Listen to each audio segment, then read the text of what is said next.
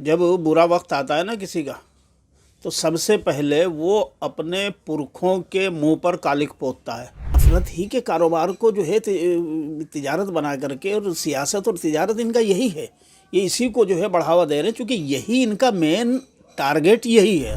ये ब्राह्मणवादी मीडिया है, ये वही दज्जाली मीडिया है जो इस मुल्क को बर्बाद करने में आरएसएस का दाहिना हाथ बना हुआ है।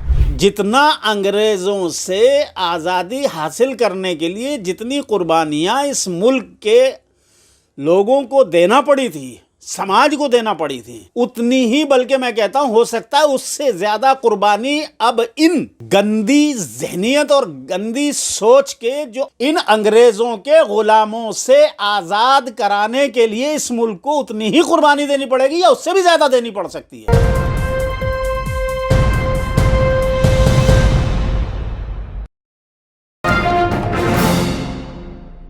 आदाब नाजरीन, आप देख रहे हैं न्यूज़ मैक्स और मैं अब्दुल वाजिद चिश्ती निज़ामी।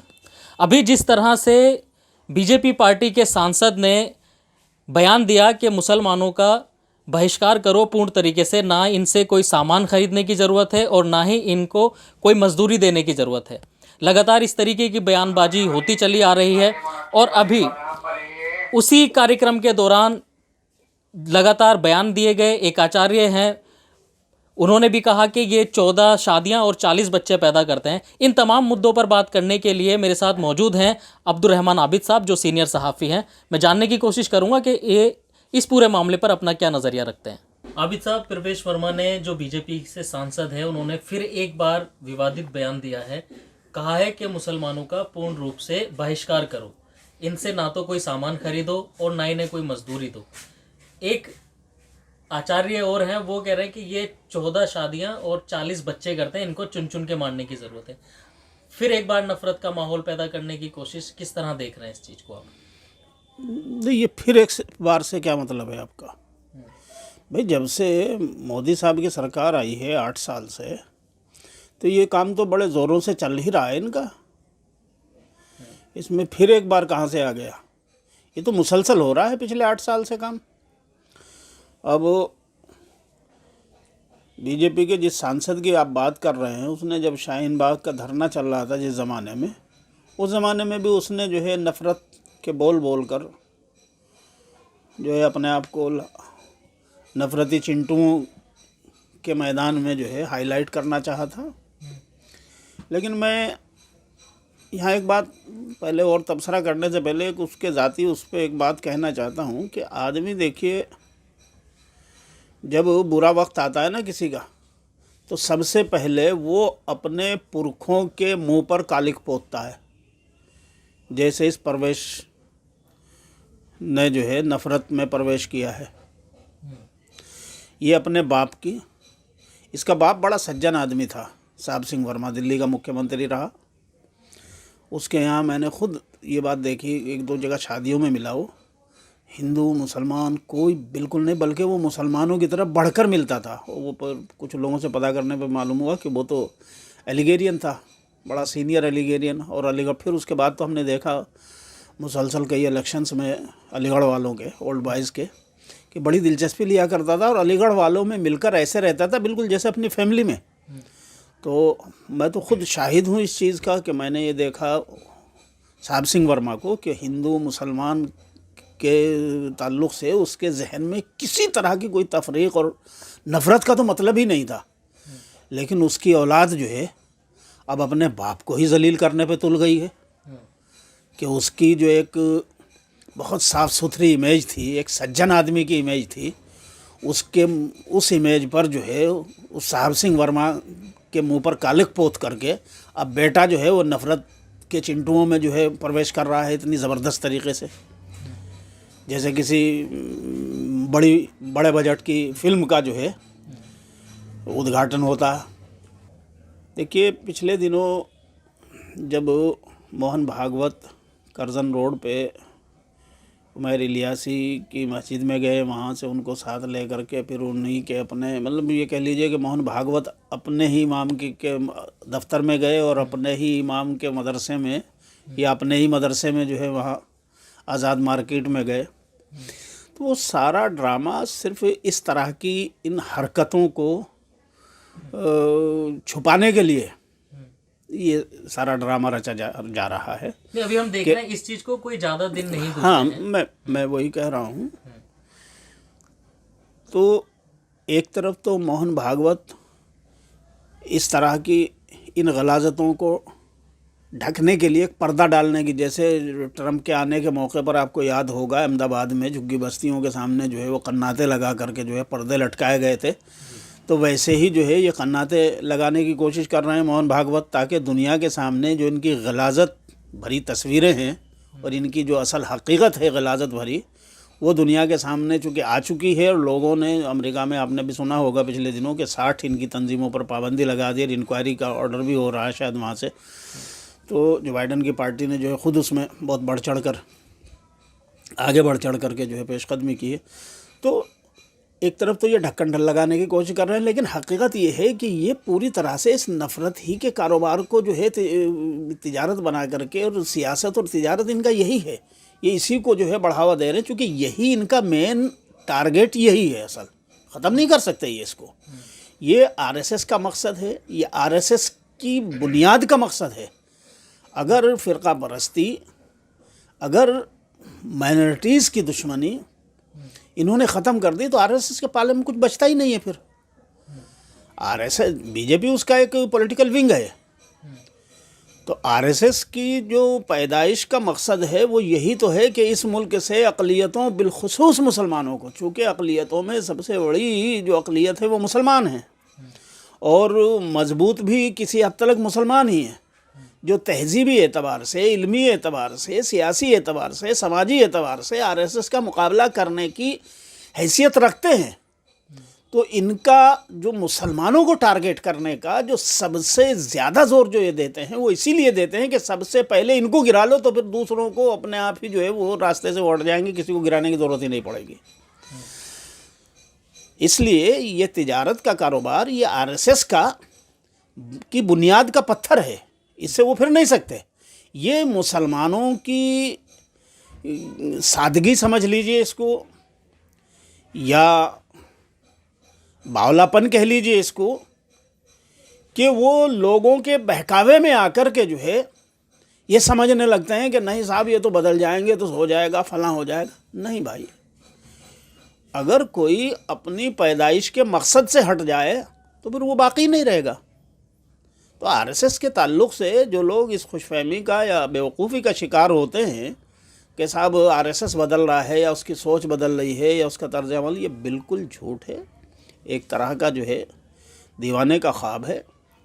आरएसएस के तरीक़ेकार में ज़रूर तब्दीलियाँ आई हैं, लेकिन वो अपने टारगेट को नहीं छोड़ रहा है। क्यों ऐसे लोगों के खिलाफ कार्रवाई नहीं हो रही है? ना कार्रवाई इसलिए नहीं हो रही भाई, कार्रवाई तो इसलिए नहीं हो रही है ना कि कानून को नाफिज करने के लिए जो एजेंसियां हैं, उन एजेंसियों का कंट्रोल जो है वो हुकूमत के पास है, और हुकूमत आरएसएस वालों की है। बीजेपी आरएसएस का एक पॉलिटिकल विंग ही तो है। तो एक माँ के बेटे ने हुकूमत जो संभाल रखी है, माँ के इशारों पर ही तो वो काम करेगा। वो हुकूमत जो काम करेगी माँ के इशारे पर करेगी। आप उससे बिलावजह एक तवक्को बेजा बांधते हैं कि साहब वो हुकूमत जो है अपनी माँ के ख़िलाफ़ जो है वो कार्रवाइयाँ करेगी, अभी हमने माँ के हाथ पांव तोड़ देगी, या माँ के दूसरे बच्चों को, जो बच्चे जो है इस हुकूमत के लिए काम करने वाले हैं, इस हुकूमत को हर तरफ से सपोर्ट देने वाले हैं, ताकत देने वाले हैं, उनके ख़िलाफ़ आप उसी हुकूमत से ये उम्मीद करते हैं कि साहब वो कार्रवाई करेगी। तो ये तो आपका बावलापन है, अभी दीवानापन है आपका। पीएफआई पर जो है लगातार ताबड़तोड़ कार्रवाई की। हाँ, तो वो पीएफआई पर इसीलिए की गई है ना कि उससे इस हुकूमत को और आरएसएस को और बीजेपी के इस मनफी प्रोपेगंडे को, उससे जो है वो फ़ायदा मिलता है। और जो तबके, यानी इस मुल्क में रहने वाले जो बैकवर्ड, आदिवासी, दलित और दूसरे जो तबकात हैं जो गैर मुस्लिम हैं, उनको भरमाने की कोशिश है। वो हिंदू नहीं है, उनको हिंदू हिंदू हिंदू हिंदू करके, हिंदू के नाम से उनको मुसलमानों से डराने की एक साजिश करके यह लोग जो है सत्ता पर बैठे हैं कब्जा करके, और इस सत्ता को बरकरार रखना चाहते हैं। जबकि वो लोग दलितों में, आदिवासियों में, बैकवर्ड्स में जो लोग समझदार हैं, दूरअंदेश हैं और फिक्र रखने वाले लोग हैं, वो लोग खूब अच्छी तरह से जानते हैं कि ये 10-12% या 15% लोग जो आरएसएस के मालिक हैं, यह लोग इन 85% हिंदुस्तानियों के दोस्त हरगिज नहीं हैं, उनका भला चाहने वाले हरगिज नहीं हैं। मुसलमानों को एक टारगेट बना करके यह उन लोगों को अपने पॉलिटिकल सामान या कह लीजिए वोट बैंक बना रहे हैं, ताकि वो लोग जो है इनका वोट बैंक बन करके इनकी सत्ता को मजबूती फराहम करते रहें। जिस दिन इनका ये मकसद हासिल हो गया कि अब इन्हें मुसलमानों को टारगेट बनाने की ज़रूरत बाकी नहीं रही, उसके बगैर भी इनकी हुकूमत बरकरार रह सकती है और रहेगी, तो फिर आप देख लीजिएगा कि जिस तरह से इन्होंने दलितों के आरक्षण पर मुख्तलिफ तरीक़ों से हमले किए हैं और समाजी एतबार से दलितों पर, दलितों की सियासी और समाजी तंजीमों की जान निकालने की कोशिश की है, जिस तरह से उनके तमाम पॉलिटिकल अवेयरनेस की तहरीकों को कुचलने की कोशिश की है, उसी तरह से ये उस पूरे समाज को फिर से उसी ब्राह्मणवादी व्यवस्था का गुलाम बना करके रखेंगे, जैसा कि हज़ारों साल पहले भी रखा है। अभी देखा कि अंबेडकर भवन में दिल्ली के ही करीब 10,000 से ज़्यादा लोगों ने अपना धर्म परिवर्तन किया, लोग बौद्धिस्ट बने। इस पर भी इनको आपत्ति हुई और जो राजेंद्र पाल गौतम है आम आदमी पार्टी के, उनको इस्तीफा देना पड़ा। ये जो बात मैं अभी कह रहा था, ये कि हमारी आस्था को जो है ठेस पहुंची है। जो बात मैं अभी कह रहा था कि दलितों के साथ इनका क्या तर्ज अमल है और होगा, ये मेरी उस बात की तस्दीक करता है ये एपिसोड। जिस एपिसोड का आप हवाला दे रहे हैं आम आदमी पार्टी के उस एक्स मिनिस्टर का, जिसको ब्राह्मणवादी सियासत ने शिकार बना करके सत्ता से महरूम कर दिया, मिनिस्टर वजारत से निकलवा दिया उसे, मंत्रालय से, और जलील करके निकलवाया इस ब्राह्मणवादी सियासत ने। तो ये मेरी उस बात की तस्दीक करने वाला अमल है इस ब्राह्मणवादी सियासत का, जो मैं अभी कह रहा था कि ये दलितों के दोस्त नहीं हो सकते, ये ओबीसी बैकवर्ड्स के दोस्त नहीं हो सकते, इनकी फितरत ही नहीं है।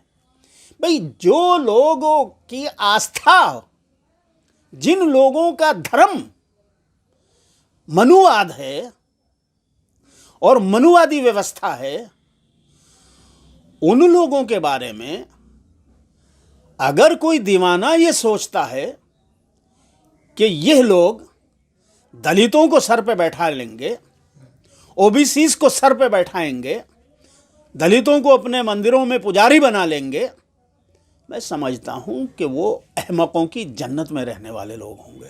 तो फिर ये किन से जो है कह रहे हैं, किसको बोल रहे हैं कि इनका जो है बहिष्कार करो, मुसलमानों का बहिष्कार करो? फिर उन्हीं से बहिष्कार कराना चाहते हैं। भाई, आप देखिए, यहूदियत का तरीका जो है वो ब्राह्मणियत में है। ब्राह्मणियत और यहूदियत, इनमें बहुत ज़्यादा फ़र्क नहीं है, ना नज़रियाती एतबार से है और ना नस्ली एतबार से है और ना जोग्राफिकल एतबार से है। ये वही आर्यन नस्ल है जो ब्राह्मणियत है, ये उसी नज़रिए के मुताबिक काम करते हैं। और यहूदियत का तरीक़ा क्या है, ये ब्राह्मणियत को समझने में आपको आसानी होगी बहुत। मैं एक मिसाल से बताता हूँ आपको। यहूदियत का तरीक़ा क्या है कि जब दुनिया में 3/4 दुनिया पर मुसलमानों का झंडा लहरा रहा था, मुसलमानों की हुकूमतें कायम थी हर तरफ, यहूदी मुसलमानों का बाल उखाड़ने की, एक बाल उखाड़ने की हैसियत नहीं रखते थे। उस वक़्त यहूदियों ने क्या साजिश करी? यहूदियों ने ये किया कि अपने ज़हीन तरीन बच्चों को ट्रेंड करके ईसाइयत में दाखिल किया, और ईसाइयत में जा कर के ईसाइयत के मजहबी ओहदों पे, बड़े बड़े ओहदों पे बैठ कर के उन्होंने ईसाइयत को इस्लाम से लड़ाया। नतीजा ये हुआ कि कई सदियों तक इस्लाम और ईसाइयत की जंग हुई, यानी मुसलमानों की और ईसाइयों की जंगें हुई, खून की नदियां बही। और इनके पीछे, ईसाइयों के पीछे जो जंग पर उभारने वाले थे वो कौन थे? यहूदी। और यहूदियों को पूरा मज़ा आ रहा था, वो पूरी तरह से एंजॉय भी कर रहे थे और आगे के लिए अपनी साजिशों को कामयाब होते देखकर खुशियां भी मना रहे थे। क्यों? कि उनके दोनों दुश्मन हैं। यहूदी जितनी दुश्मनी मुसलमानों से रखते हैं उससे कम ईसाइयों से दुश्मन नहीं है। वो ईसाइयों के भी उतने ही बड़े दुश्मन हैं, मुसलमानों के भी दुश्मन, लेकिन मुसलमानों से ज़्यादा दुश्मनी, और पहली दुश्मनी इसलिए थी कि चूंकि ताकत में यही थे, तो इनको ताकत से उखाड़ने के लिए ईसाइयों का इस्तेमाल किया गया। ईसाइयों की अफरादी ताकत का इस्तेमाल करके उन्होंने मुसलमानों से लड़ाया, ताकि इधर से मरेगा तो भी दुश्मन, इधर से मरेगा तो भी दुश्मन। उनके तो दोनों दुश्मन थे। तो ठीक वही काम ब्राह्मणियत कर रही है कि वो इस मुल्क के दलितों को, आदिवासियों को, इस मुल्क के ओबीसीज को,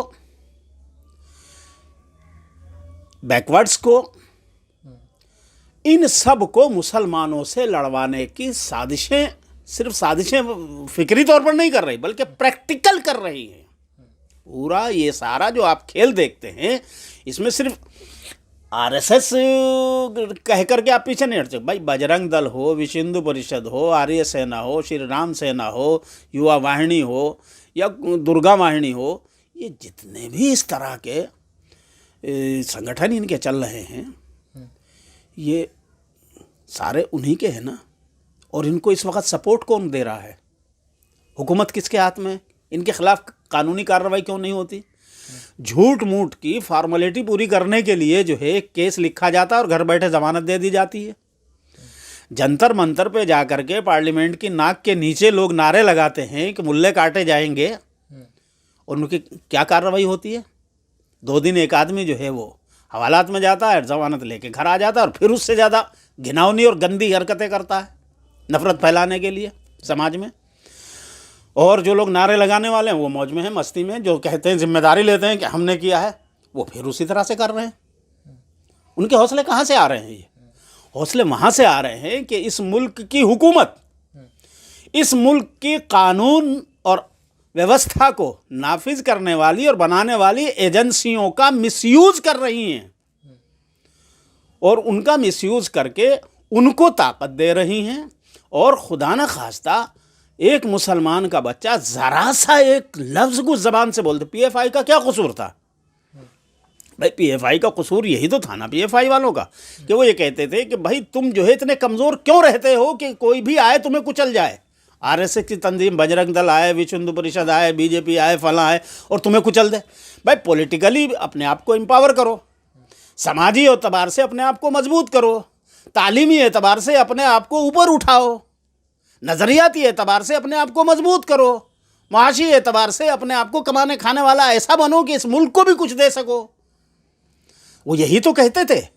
पीएफआई वाले जो कोशिश कर रहे थे पिछले 8, 10, 12 साल में, उन्होंने ज़मीन पर यही तो कोशिश की कि भाई स्कूल के ज़रिए, तंजीम के ज़रिए, या माशियात के या नज़रियात के ज़रिए, या पॉलिटिकल पार्टी बनाने के ज़रिए, यही तो थी कि भाई हम ज़मीन पर जो है सिर्फ नारेबाजी करने वाले का लड़ भीड़ की तरह नहीं कि आज इसका झंडा उठाने वाली, कल उसका झंडा उठाने वाली, परसों उसका झंडा उठाने वाली, इसको गाली दी उसके साथ, उसको गाली दी उसके साथ, उसने गाली बकी, उसने लात मारी, उधर चल दी, उसने लात मारी उधर। भाई ऐसा क्यों मनो? अपने आप को इस पोजीशन में लाओ, एक मजबूत दरख्त बन करके खड़े हो जाओ अपनी जगह, कि जिसको साये की ज़रूरत हो वो तुम्हारे पास आए। फुटबॉल क्यों बनो हो सियासी? तो यही तो कसूर था ना पीएफआई वालों का।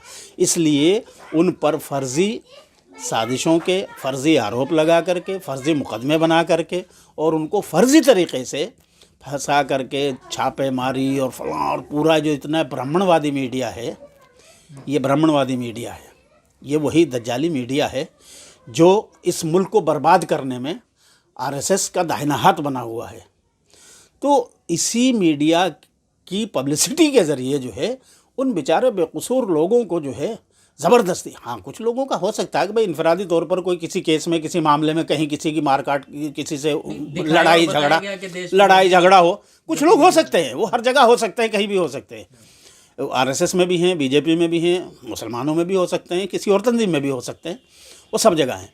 लेकिन वो इनफरादी होते हैं, उनकी वजह से किसी तंजीम को आप ये कह दें, जबकि उस तंजीम का मकसद पॉजिटिव हो, उस तंजीम का मकसद मुल्क को, मुल्क में बसने वाले लोगों को मजबूत करना हो, इस मुल्क की तरक्की और इस मुल्क की खुशहाली और अच्छाई के लिए काम करना हो, इस मुल्क के रहने वाले लोगों को बेहतर बनाने के लिए काम करना मकसद हो, उनको आप इस तरह से फांसते हैं। वो इसीलिए तो फांस रहे हैं ना कि भाई ये हुकूमत जो है ये नहीं चाहती कि इस मुल्क में मुसलमान मजबूत रहे।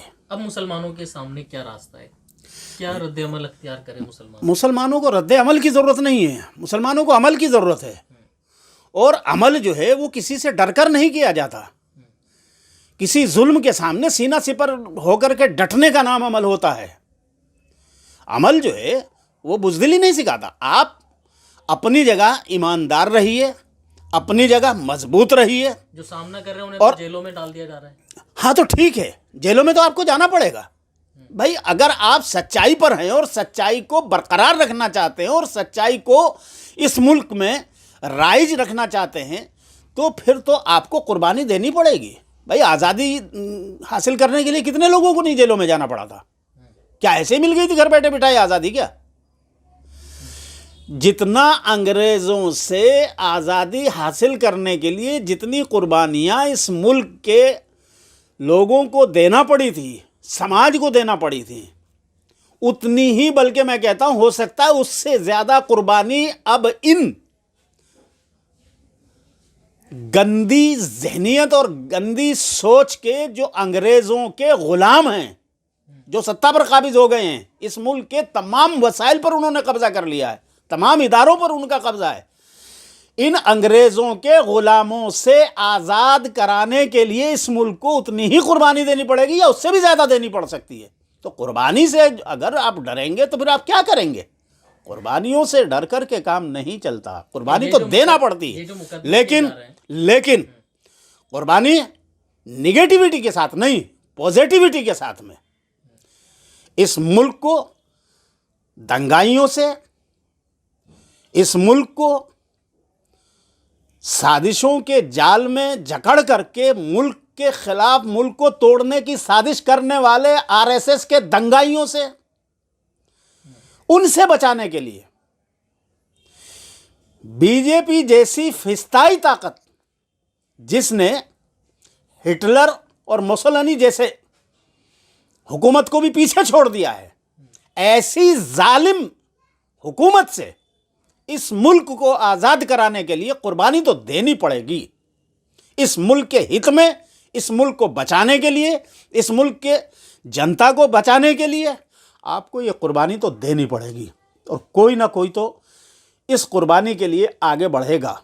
और जो हालात हैं वो ये बता रहे हैं कि इन हालात में मुसलमान, सेकुलर लोग और जो हम कहते हैं कि अवामी सोसाइटी जिसको हम कहते हैं, उन लोगों को ही ये पहल करना पड़ेगी, तभी इस मुल्क को बचाया जा सकता है और तभी इस मुल्क को बढ़ाया जा सकता है। जिस सांसद ने ये कहा है कि मुसलमानों का पूर्ण तरीके से बहिष्कार करना चाहिए इनको सबक सिखाने के लिए और इनका इलाज यही है, तो उसको ये भी जानकारी होनी चाहिए जिस देशों से तेल आता है वो भी मुसलमान हैं।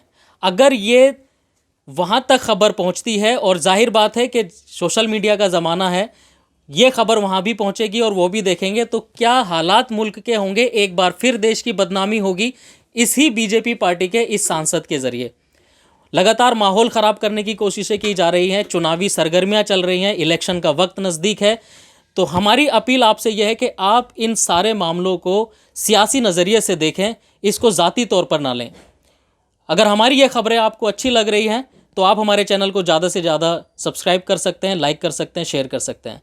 दिल्ली से न्यूज़ मैक्स के लिए मैं अब्दुल वाजिद चिश्ती निज़ामी।